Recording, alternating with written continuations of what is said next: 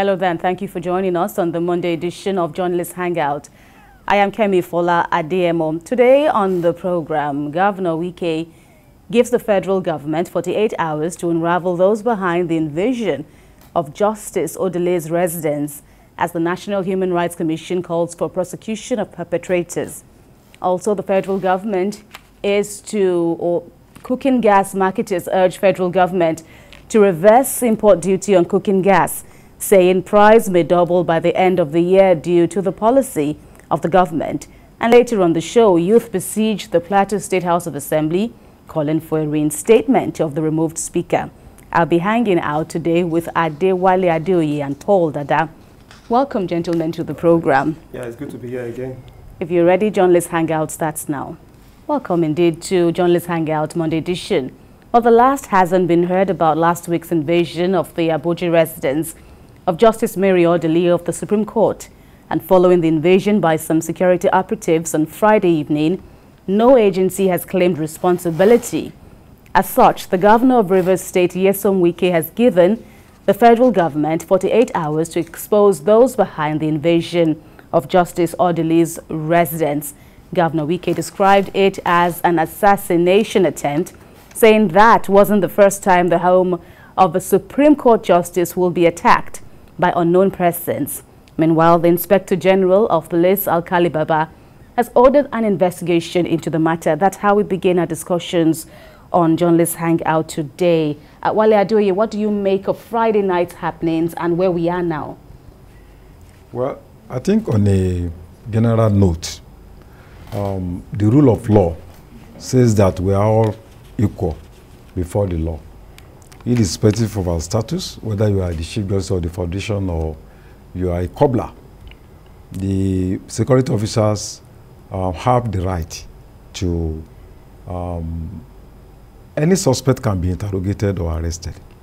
But in this case, I think it calls for a lot of suspicion, because if you look at the warrant that was sought by two people, one whistleblower, Umaru Aliyu, and then one CSP, Lawrence Ajodo.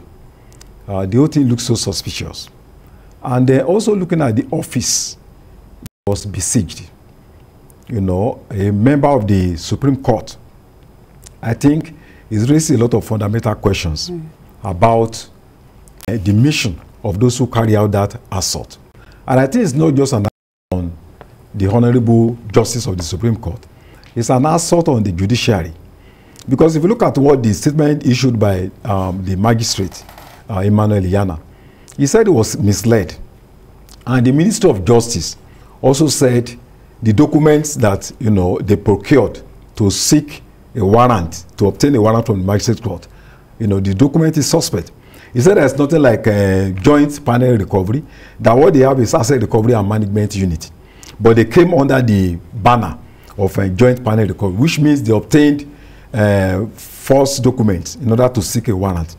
So I think this is quite worrisome, because the kernel principle of democracy is separation of powers.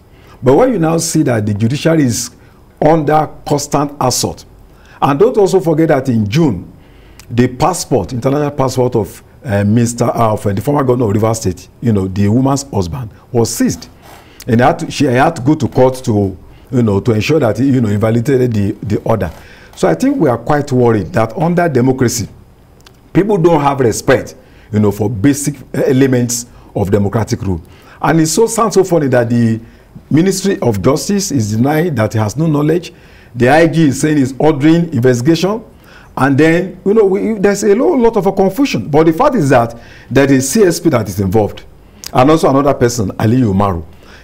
These people must be acting as fronts for certain elements. So I think what has happened is it's an embarrassment to Nigeria. And I think we need to get to the root of the matter. I support the position of the governor of Rivers State on this issue, that Nigerians are waiting. We hope they are not going to sweep it under the carpet, because this is not the first time. It happened in 2016. When you start invading the private properties, residence of the Supreme Supreme Court judge, then what is the fate of the ordinary man like us? So I think we are all worried about what has happened, and we hope that justice will be done at the end of the day. All right. Well, that said, the controversy thickens when you hear reactions from many individuals over that invasion. It even goes on to say that the address on the affidavit is much different from the address that the operatives went to. But what runs through your mind, Paul? Honestly, the whole thing is very, very confusing. It's even more confusing when you have the necessary authorities that should give us information denying that they didn't know anything about it. The AGF denied, the EFCC denied, the DSS denied, the police apparently or ostensibly doesn't know about it. But some people went with some documents, and it seems like the documents were, if you look at the discrepancies and all of that, you know that well, somebody somewhere was doing a job for certain interest.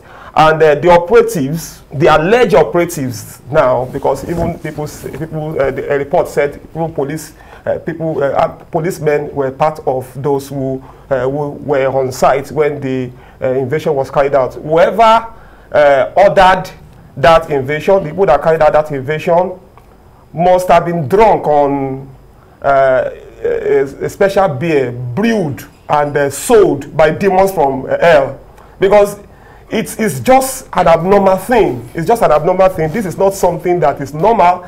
And like he said, well, in as much as that there should not be sacred cows in the country, and I mean, everybody, there is a rule of law, equality before the law.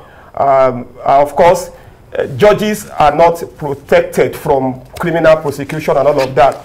But if at all you have a case against a judge, there are ways to go about it. You don't go invade the house of a judge, Gestapo style. You must respect the separation of powers and all of that. Well, everybody is denying. IGP says he has ordered an investigation. We want to see the outcome of the investigation. We hope that there will be a convincing outcome of the investigation. I hope it's not something that we will just hear and then after a few months, we don't remember anymore. Nobody's talking about it anymore. Because if it is true that the authorities, the EFCC, the AGF, the DSS, do not know anything about this, then whoever did it, a CSP's name has been mentioned. Who is he? Is he a serving police officer? Is he a fake officer? We can start from there. Exactly. Who is he? Now, if he's a serving police officer, then he should be able to explain who sent him. So we want to see heads rolling on account of this particular thing. And those heads must roll very fast. All right. Well, this said CSP at Jodo, well, there are reports circulating as to, you know, which agency or the federal government he was attached to. Some say, I have traced it to the AGF's office, that even AGF, Mr. Malami, the senior advocate himself, signed at the back of that ID card. But, you know, what can be done to be sure that this is not like what had been done before? Recall in 2016 that even homes of justices of the Supreme Court were also raided, as well as other members of the federal judiciary. But, you know, how do we at least, you know, make sense of all that happened? Because as it is now, you both have said, and we all know, nobody has claimed responsibility yet. So how soon will we get to unraveling the truth? Well, if the attack on her was a political decision, then it's going to get more complicated, because there are speculations that, you know, she is the second most senior jurist after the CJ. That after the retirement of, you know, the current CJ, she is supposed to, and there are some forces that want to stop that from happening. So, and they see this as part of the, you know, onslaught, part of the plot to ensure that, you know, she does not eventually become the CGN. But I think we need to grow beyond all these sentiments. You know, as a country that we expect African member states to learn from us, we need to set very good examples, not just for ourselves, but also for the international community. So I think there's just no justification for that assault on our privacy. There is no justification for the assault on the judiciary. And good enough, the CJ had expressed disappointment about what happened. So, and I think it shouldn't just be left for the government alone. Or every the civil society, the international community, the bar associations in West Africa, they must show interest. It's not just about her. It's about the future of democracy in Nigeria. Because it took us a long time, almost 27 years, to get to where we are, to remove tyranny and then have democracy. So if you cannot sustain that culture, it's really going to be very bad. And a lot of countries in Africa are looking up to us to imitate us as the giant of Africa, if we still meet up to that kind of definition. So I think, it's our responsibility to, even the media, this is why investigative journalism is becoming. People should unravel those that are actually behind this and expose them so that Nigerians will know that there are some people behind this kind of shenanigans, and to ensure that those that are responsible are punished. Okay, gentlemen, let me put you on hold to bring us up to speed with the breaking story that we're covering here in Lagos, and that's talking about the collapsed building, which we understand occurred on the Gerard Road in Ikoyi, the Ikoyi area of Lagos. TVC News, Ademola Lawrence is standing by for us with updates. Hello, Demola. So, what information do you have as to the cause of the building that collapsed, and bring us up to speed as well with the casualty figure?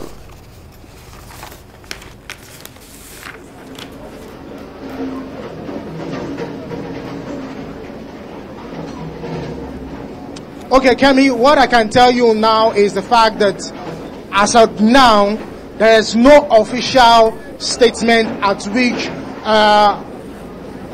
how many people are trapped under the building. No official statement here. When I spoke earlier, I said the National Emergency Management Agency is here, LASEMA is here, Lagos State Building Agency is also here. So for now, there's no official statement about how many people are actually trapped under the building. But what I can tell you is that so far, 2 people have been rescued, 2 are dead that I saw with my own eyes. So, but I can also tell you, the excavator just came like 30 minutes ago, and of course, if you can see, they are already doing the job, trying to evacuate people who are trapped under the building, 21-story building for that matter. So a lot of them, of course, are trapped under the building. And of course, the deputy governor of the state is also here with some cabinet members, and of course, the relevant agencies that are supposed to do what they're supposed to do at this particular site are already here to make sure that things are a bit calm and everybody, whoever is under the building, is being rescued. What do we know about the state of the structure, Demola?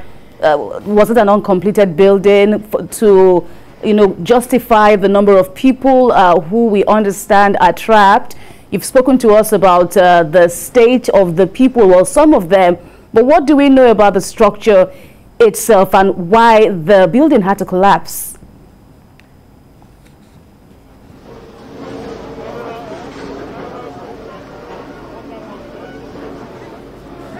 Hello, Ademola Lawrence. Okay, we don't know anything yet. We know why the building had to collapse. Like I said, all the relevant agencies that are supposed to. Yes, I can hear you. The commissioner of police just arrived with his team. No, so, like I was saying, we don't know what exactly happened, why the building had to collapse. But some persons that I spoke to earlier on, they said the building, it started something around past 2. And of course, they were trying to call all the relevant agencies to come down and rescue. So before the relevant agencies came here, the people were already doing some manual rescue themselves. So, but to ascertain what happened, why the building collapsed, like I said, there's a statement is not yet out until the relevant authorities give us the statement on why and what happened. Then we can be able to give you the true state of things. Yeah. Absolutely, indeed. Information is very necessary at this point, accurate information. That will be all for now. Demola Lawrence will standing by for us in Gerard Avenue in the Ikoyi area of Lagos here with updates on the reports of a collapsed building We'll get back to him for updates. In the meantime, back to our discussion here on Journalists Hangout on TVC News. Well, Paul Dada, there are also speculations as to whether the invasion of Justice Odili's residence could have been a honest mistake. If it was, where's the apology from whoever, and whether it was, deliberate, targeting her and or her husband? It couldn't have been an honest mistake, because the persons behind it went all the way to get documents, to get warrants. A magistrate says, said, I was misled to issue the warrant. So it's something that was orchestrated by... Yeah, but let me interrupt you. You heard Michael Zekome, the learned senior advocate, who said there was no name of the owner of the residence of number 9 Imo Street in Abuja, but they went to number 7 Imo River Street. So there seems to have been a discrepancy even in the court papers. That's what we are saying. That's what these are the things that make everything suspect. And I think there must be serious pressure on the investigative authorities to do something right. We must mount pressure here. And every stakeholder must mount pressure. Because if we don't get to the root of this, the conspiracy theory that is being fueled will continue. You understand that, okay, she's the next in rank to the CJN. Maybe they don't want her.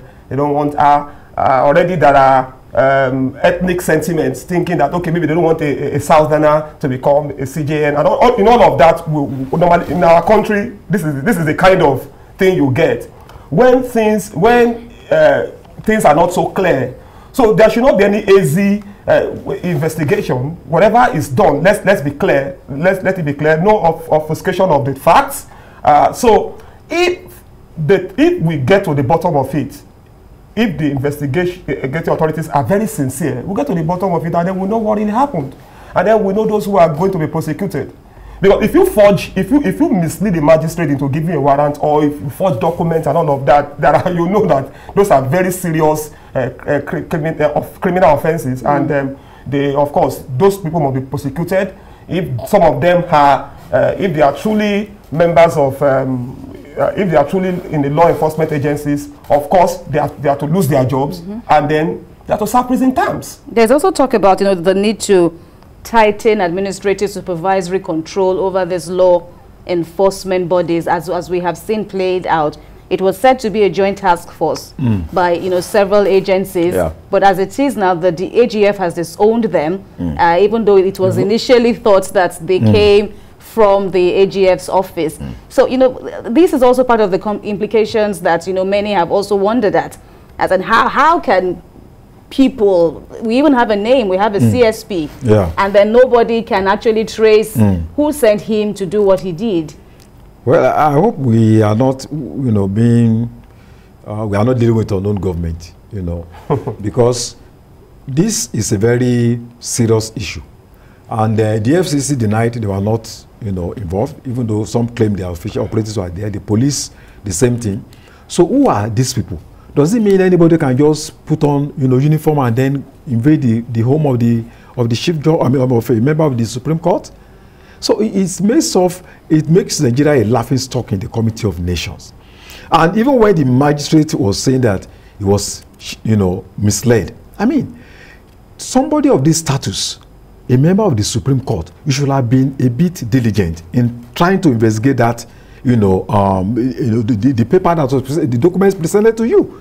So for you to have issued that warrant to go and invade her house, I think is suspicious. I don't think she acted in good faith, because that a member of the Supreme Court, and then they have come with papers, you should have been a kind of restrained, instead of not coming out later to say that you are misled. You should have been a little bit cautious before granting that kind of request. So I think the whole world is watching, and but knowing the people, the country that we are, like he said, this issue may be swept under the carpet. In fact, they can come up with another more deadly plot if they are, these are very deviant people, and they are very consistent. They are when they want to carry out an agenda, they have done this one that's failed.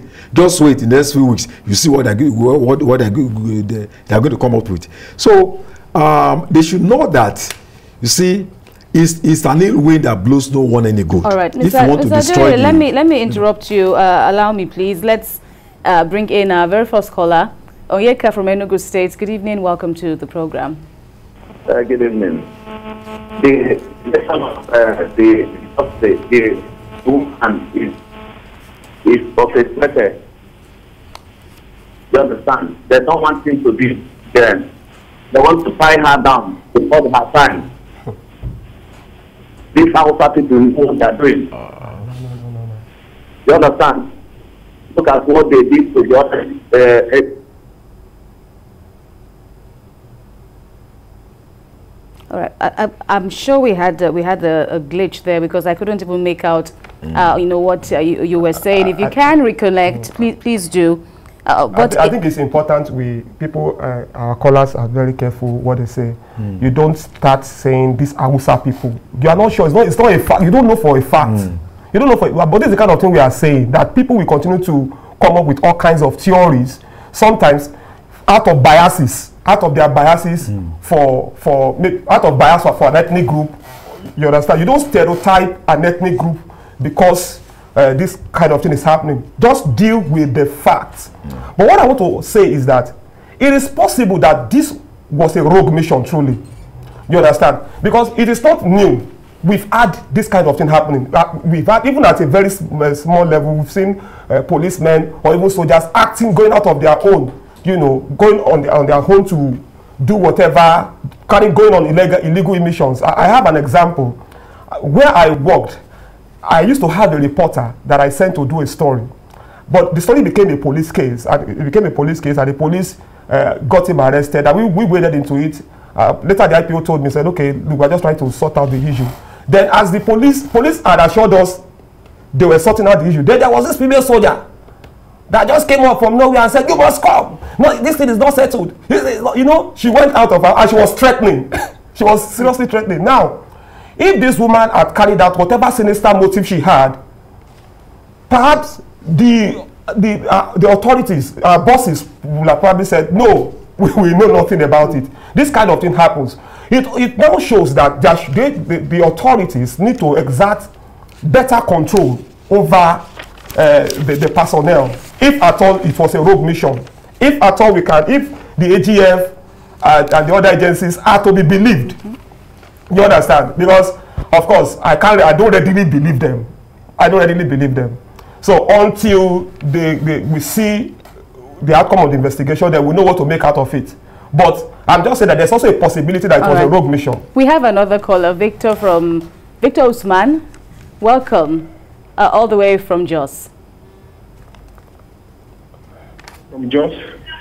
You're welcome. Carry on, please. Good evening to the gentleman in the studio.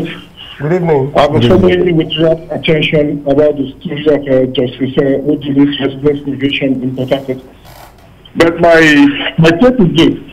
I really do not understand what kind of country we have at the moment. I really do not understand what kind of country we are running at the moment. If there's a problem, or if the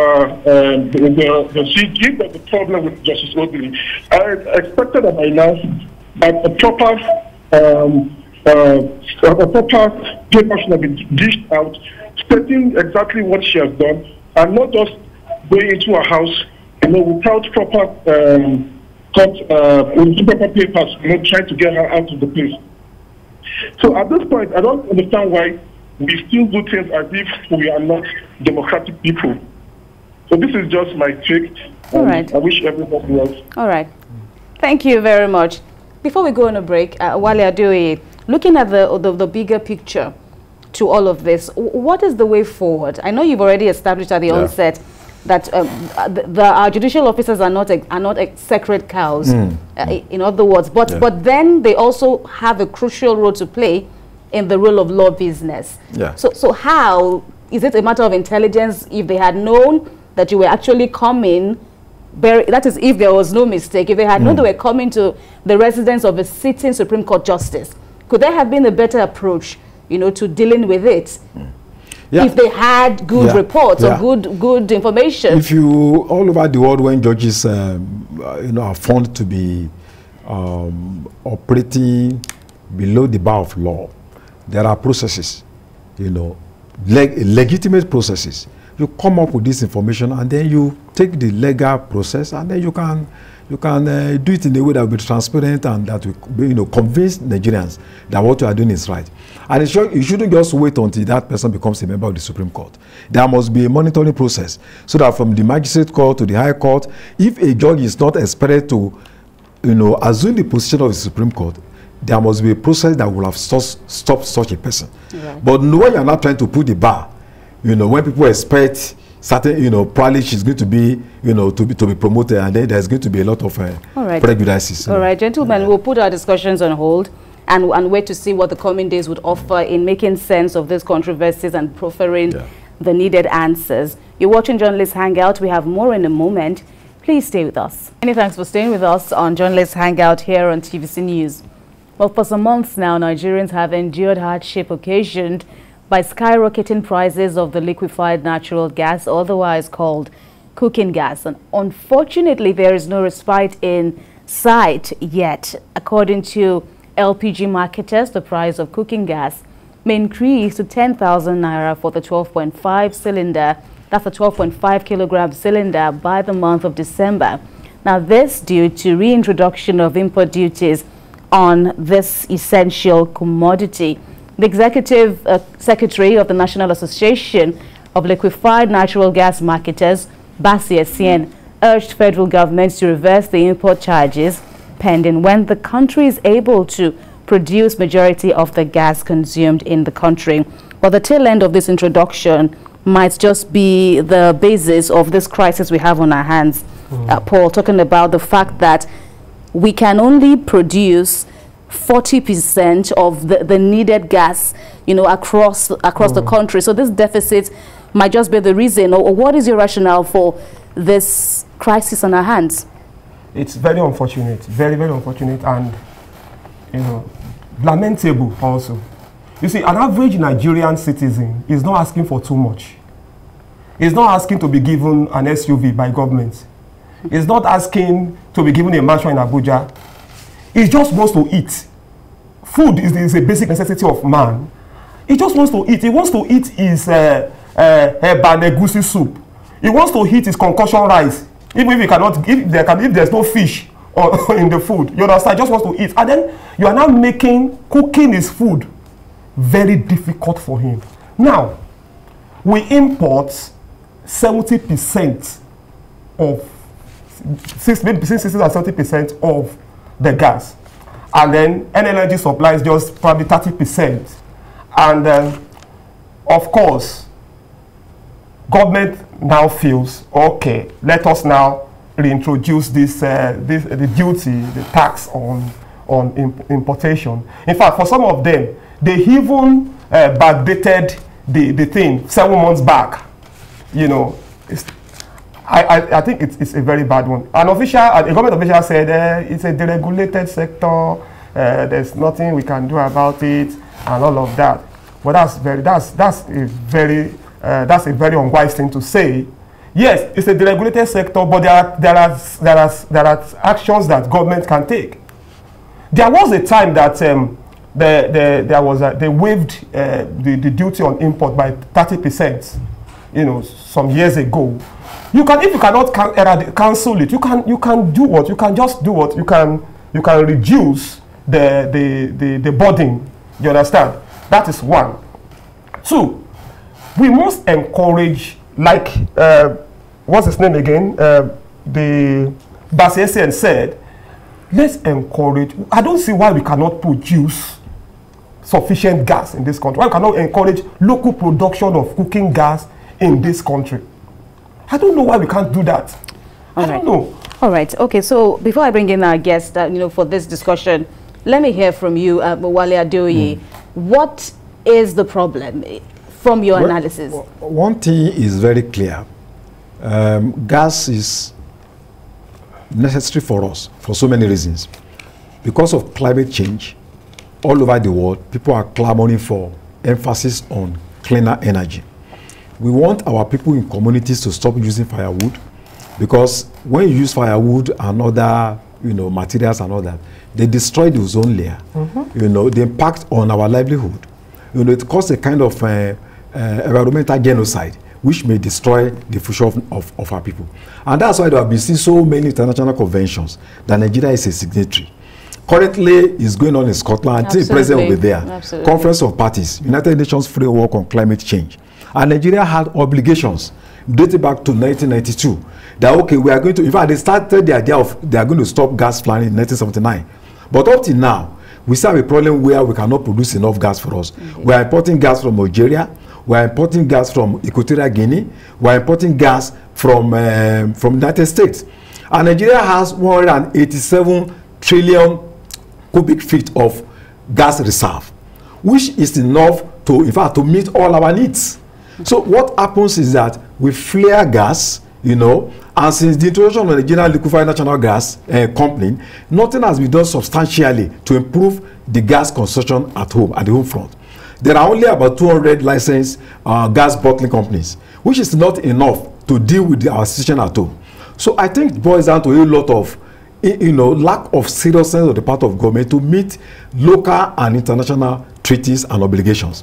And I think if gas begins to go up, the price of gas, people will now resort to firewood. Imagine a situation where you earn just 30,000. Even available. Yeah. Even sawdust. Nigeria is the 9th biggest in terms of gas reserve. Is the 9th in the world after Russia, Qatar, Iran, and United States. So we have enough to, in fact, to produce, to use for transportation, to use for fertilizer, to use for energy. In fact, the gas we have can supply about 80 million homes in terms of energy supply. So, but what happened is that you have a situation where you have resources that you cannot manage, and you now have to depend on other countries that don't even have the kind of resources that you have. So I think it's an embarrassment. If you earn 30,000 naira minimum wage, and you buy gas of 8,000 naira, what are you going to be left with?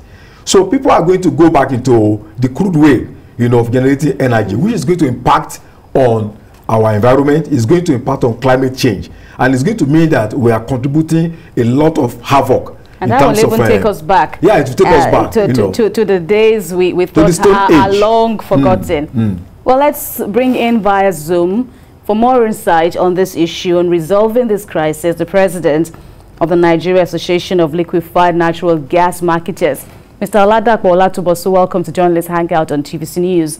So what is your, contribution on this issue? Why we have the crisis on our hands, and most importantly, how we get out of it? Thank you for having me.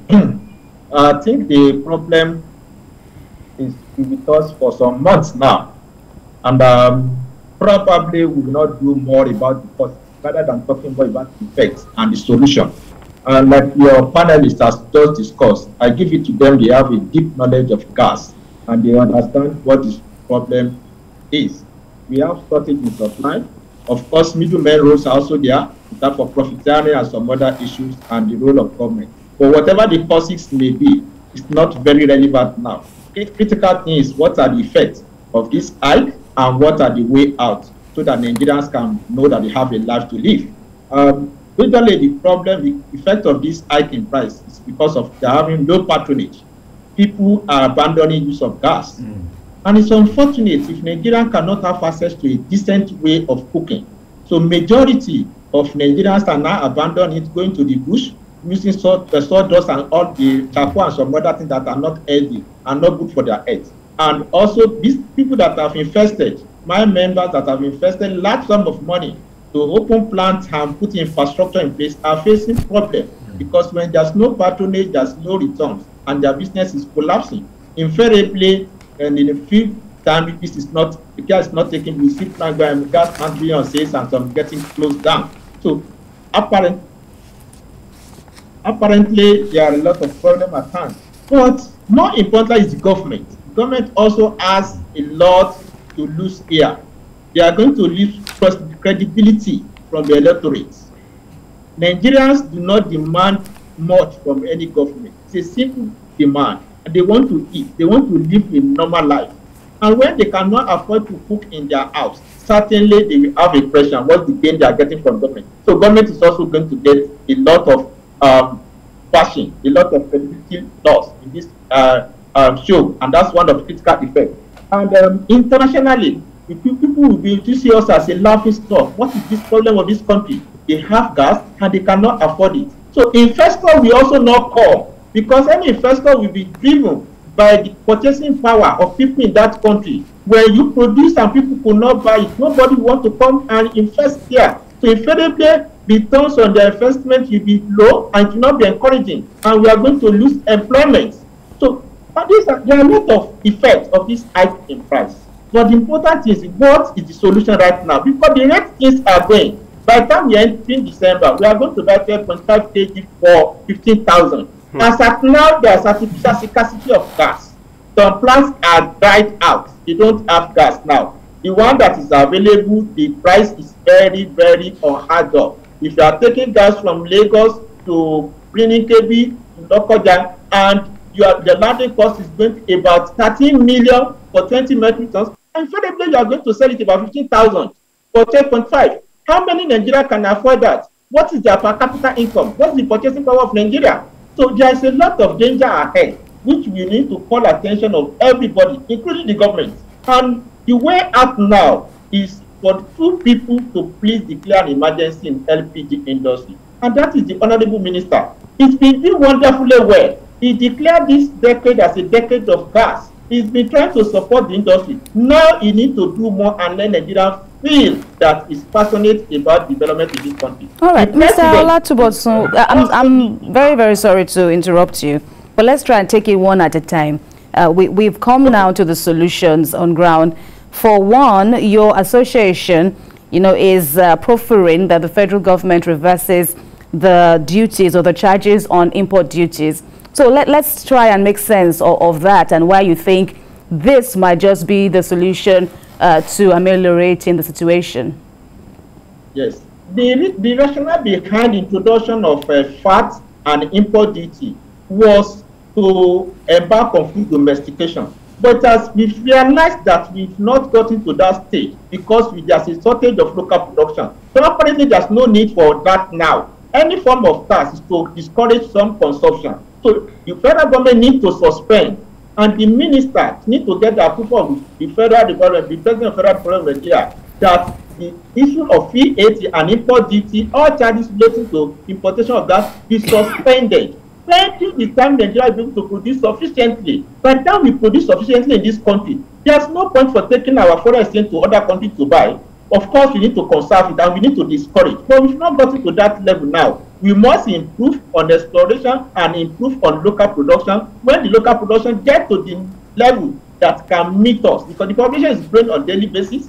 Now we are 1,250 metric tons per annum. Nigeria has capacity of being 5 million metric tons. So we must encourage local production very well. It's all NLNG only cannot meet our needs. All refinery has to work, and private sectors will also produce locally, so that when we now know got that stage, we can stop importation. We can now introduce levy. As at now, the federal government need to reverse. They need to announce complete suspension of all charges relating to LPG being imported into the country, because that's the only source, the reliable source now. That is one. And that covers VAT and import duties and other ancillary charges that really driving the price up. So if that is suspended, then the price will reduce. It may not go down to normal 3,200, but it will reduce significantly because price of gas actually went up internationally.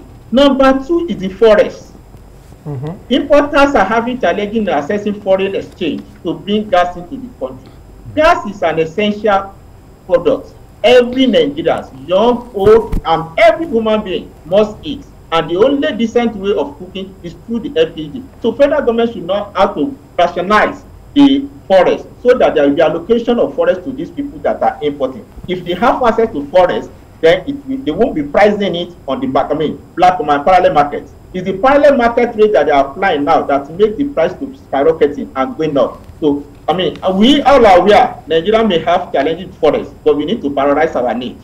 If we really want to have food on our table, we must find a way to make sure we create a palliative. So federal government to make forests accessible to the importers. As a palliative. Yes, as palliative. The other one is the role of middlemen. I'm happy that the federal government, the president during his speech in October, identified that middlemen accounted for this increase in price of essential products. government agencies should also see the way to mediate and let the middleman protect them. Don't let it undue advantage. Because every Nigerian, they take undue advantage, and it's poor man that will suffer for it. And that is why government need to intervene at one time or the other. I'm not calling for price regulation. We are not saying this regulation may not work, but there must be a occasional interference, like moral suasion, to persuade the middlemen so that they will not take undue advantage and continue to cheat Nigerians. All right. So those are the way. Right. The president of the Nigeria Association of Liquefied Natural Gas Marketers, Oladapo Olatubo, so thank you so much for your insights on this very thorny issue. We hope things will get better when next we come to you for clarifications. Thank you so much. Well done. Thank you. We have more on Journalists Hangout right after the break. Please stay with us. Watching Journalists Hangout on TVC News. It appears some members of the Plateau State House of Assembly have murdered sleep when they removed the Speaker Ayuba Abok, as peace is yet to return to the hallowed chambers. Fresh drama is brewing in the state over the crisis as youth in large numbers besiege the State Assembly complex, and they are calling for the reinstatement of the embattled Speaker, Mr. Abok, who was last week removed by 6 out of the 24 members of the House. The youth with various placards say his removal violates the Constitution. What do you make of this scenario playing out? It doesn't appear to be resolved as of now. I think there is a very strong suspicion that the removal was orchestrated by the executive. And interestingly, the bone of contention, you know, the pendulum seems to me, from my own view, is on the side of the Speaker. Because what everybody is saying is that he has disagreement with the governor on security issues, yes, which has to do with something that affects the lives of the ordinary person in Plateau State. They are not accusing him of corruption. They are not accusing him of infidelity, but something that affects the lives of the people of Benue State. So I think I'm really surprised that should spur that kind of action from the executive to say, okay, the only solution is that we have to get rid of you. And from the reaction we saw this on Monday, it shows that the Speaker is actually a very popular person, in Plateau State, irrespective of the fact that they had replaced him with somebody from Bassa. He's a very popular person, and I think a lot of people on the streets are with him. So I hope that common sense will prevail, that both parties should come together, because there's no point having a kind of House of Assembly that is a rubber stamp for the governor or for the executive.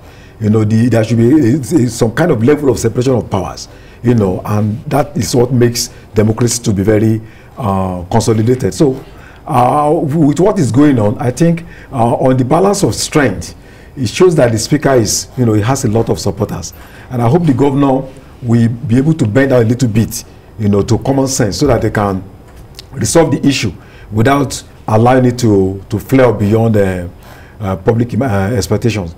And it does seem, when I listen to your analysis, and it does seem to be a game of numbers, because if the reports are correct, 6 impeached to the Speaker. So it does seem like he has more more lawmakers on his side. And looking at the time they sat, 5:30 a.m. in the morning, that's an unusual time. If you have confidence in your mission, you come, go to the House and then make your point. But to now sit at an unusual hour, it raises a lot of suspicion. And of course, Mr. Abok isn't going down easily. If we look at the drama playing out, not only are his supporters also kicking against his removal, but he himself is also still alluding the authority at the House of Assembly to himself. He wouldn't want to, even though another person has been. He wouldn't want to go down. He wouldn't want to go down like that. There are two things here: reason for removal and manner of removal. The alleged reason is because the man has been speaking against. It's not. He has been at loggerheads with Governor Lalong, and he has even stopped attending some of the public functions that the governor maybe organizes, where you have the governor. Now, even if he's the most corrupt man, whatever, even if you have genuine reasons to remove him, I mean, if they had genuine reasons to remove him, how was he removed? You have a 24-member house, 6 or 8. A report said 8. Another report said 6. Now, For you to remove a speaker, you must be 16 to touch majority. Now, they claim in a statement that 16 of them removed the speaker. But the speaker was having a meeting with 14 people. 14 of the lawmakers said to be out 8. So, okay, so how did the 14 emerge? If you are saying that actually the majority 16 are against now, him. the manner, you see, you know, I just, sometimes you're just tired of these politicians. You wanted to remove someone, you were planning to remove a speaker. You now prevented those you perceive to be loyalists, those you to be loyal from entering until a certain stage in the impeachment process. All right, I'm afraid, let me interrupt you. Let's get more information from our man Ademola Lawrence, who is standing by for us, keeping tabs with the latest following the collapsed building that occurred in the Ikoyi area of Lagos, Gerrard Avenue. Hello again, Demola. So what is the latest at this time? Hold on.